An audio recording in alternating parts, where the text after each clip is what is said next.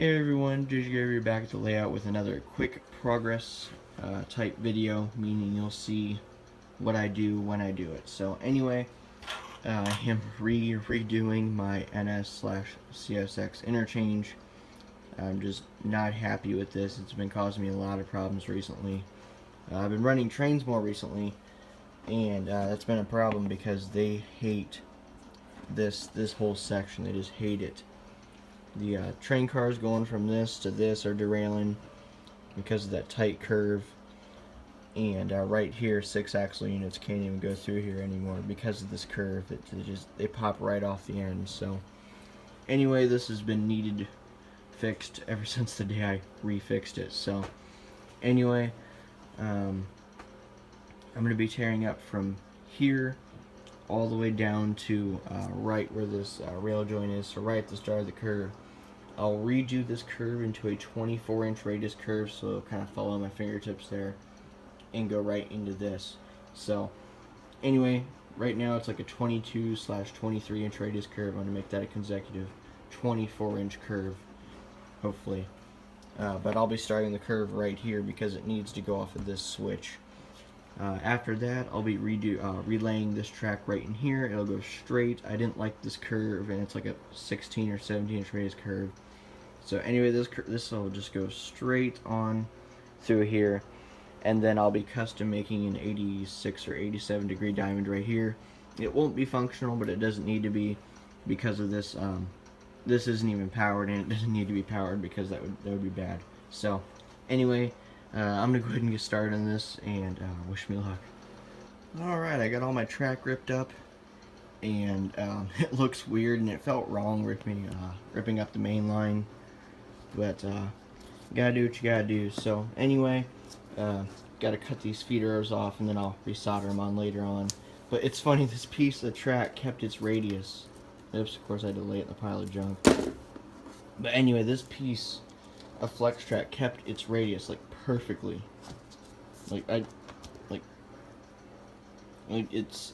It's not living up to its name. It's no longer flexible. So anyway, that's what happens when you paint the track. It becomes one piece. So now I have a 22-inch radius test piece, but nowhere to store it. So anyway, I'll find a place for that because that'll be pretty useful for the second level eventually.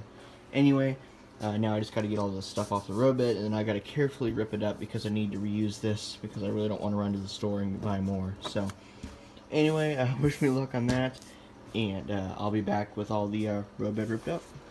Just thought I'd give you guys a quick look at what this looks like with no roadbed. To me it's creepy. It just looks and feels wrong not having a main line right here.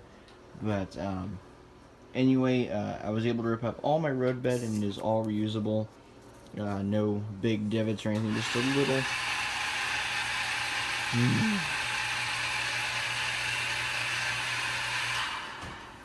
Oh my gosh. Anyway, no big dents or anything. This is all reusable, and I won't see this once I'm ballasted anyway. So, and that's coming very soon. So, anyway, we won't have to stare at it too long. But I am going to go ahead and start this easement curve. I'm thinking 1 centimeter away from this line. In most spots, it'll slowly get closer until it meets back up here. But anyway, I'm going to go ahead and test out some track configurations, run some auto racks over some flimsy track, and I'll start gluing down roadbed. Alright, so I got all my roadbed down. I'm very happy with how this turned out. This track is not glued down. It's the same piece of track I tore up, just kind of being held down. But anyway, auto racks look pretty good over it, so that was the main concern. So anyway, I do not run auto racks very often. I only 2 of them, and as expensive as they are running on eBay for Walther stuff, I'm not going to have any more anytime soon. So anyway, I am going to be making an easement curve. This is something this curve never had. So anyway, I'm going to go ahead and cut some track, and I'm going to cut it all out to size, and then I'll glue it down. Alright guys, so I got my track gluing down as we speak. I did super elevate this like I did the other time, and a lot more this time. So that'll be cool. This will be a high-speed turn. It is a 23-inch radius, so that is an upgrade from the 22-ish that it was. It was more 22 than it was 23. So now it's all 23-inch radius and even 24 in a few spots. So anyway, that's awesome. I'm not going to do this track yet because I still got to make that custom diamond right there. But anyway, I'm going to go and let this dry overnight, and then we'll see what it looks like in the morning.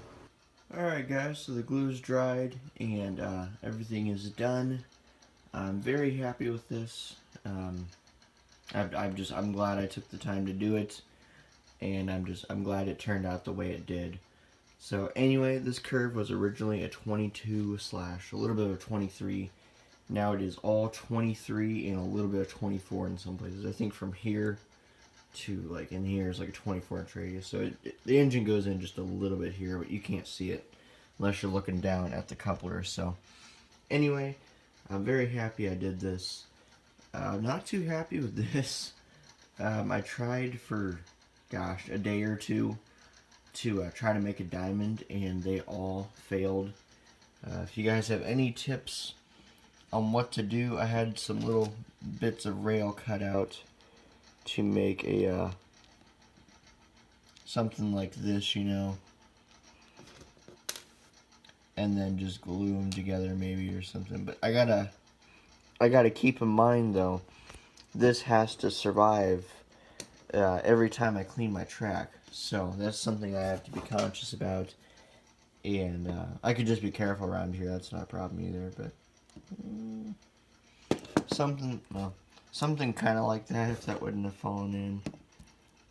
But anyway, if you guys have any suggestions, I'm open to anything, because I'm not happy with how that looks, obviously. So anyway, I do like how this track goes straight again. I kind of missed that, honestly, when I tore that out. I did like how it just went straight out, and I just didn't like that curve. You can actually see where it was here. All of this track was right there. So anyway, I'm very happy with this. This kink is fixed. I did have to put a track spike here, because even after I put like 12 pins in here for it to dry, after I think I did a video before I dried, but I put like 12 more pins on this, and it still made a slight kink, so I nailed that back. Put a little shim underneath here to gradually get the super elevation a little bit up a little bit, because this was kind of extreme right in here to go from straight to like that. That was my fault. But anyway, I fixed it. That side's almost perfect now, and then this side has no problems at all. So anyway, I'm sorry I couldn't show you this this process start to finish. This is probably going to take me another week or so.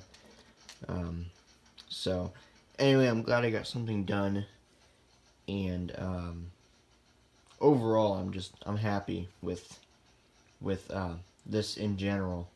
So anyway, I'm gonna go ahead and paint this probably in a week or so. We'll see. I've got some stuff coming up. I'm gonna be busy here, and got a couple announcements that'll delay progress for a while, but that'll all be coming up in another video later on this month. So anyway, I thank you guys for watching, and I hope you enjoyed this video, and I'm gonna get back to work.